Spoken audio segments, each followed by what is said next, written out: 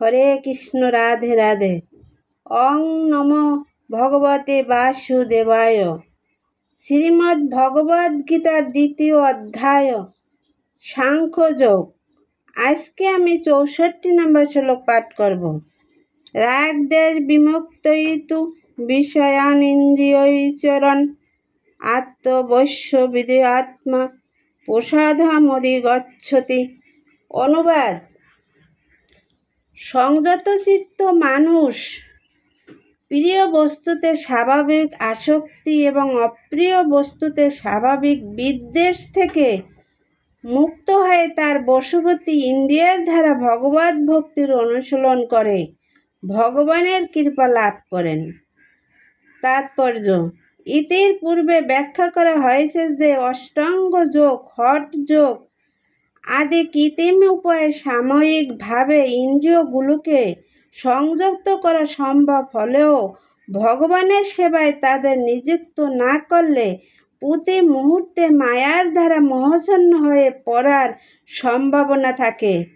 অনেক সময় ভগবানের ভক্তকে আপাত দৃষ্টিতে ইন্দ্রিয়াসক্ত বলে মনে হলেও ভগবানের প্রতি নির্মল ভক্তি লাভ করার ফলে ইন্দ্রিয় পরায়ণ কার্যকলাপের প্রতি তার কোনো আসক্তি থাকে না।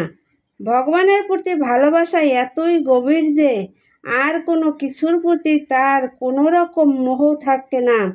ভগবানের প্রেমামৃতের আস্বাদন অর্জন করার ফলে বিষয়ের প্রতি তার আর আসক্তি থাকে না। ভগবানের ভক্তের একমাত্র চিন্তা হচ্ছে কিভাবে তিনি ভগবানের সেবা করবেন, কিভাবে ভগবানকে তুষ্ট করবেন। এছাড়া আর কোনো বিষয়েই তিনি চিন্তা করেন না। তাই তিনি সমস্ত রকমের আসক্তি ও নিরাসক্তির অতীত।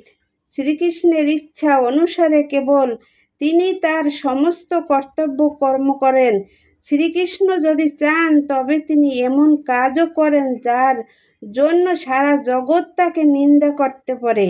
আবার শ্রীকৃষ্ণ না চাইলে তিনি তার অবশ্য করণীয় কর্মও পরিত্যাগ করতে পারেন। কর্তব্য কর্ম সাধারণত নির্ভর করে আমাদের ইচ্ছার উপরে, কিন্তু কৃষ্ণভক্ত কেবল ভগবানের নির্দেশ অনুসারে তার কর্তব্য কর্ম করে চলেন।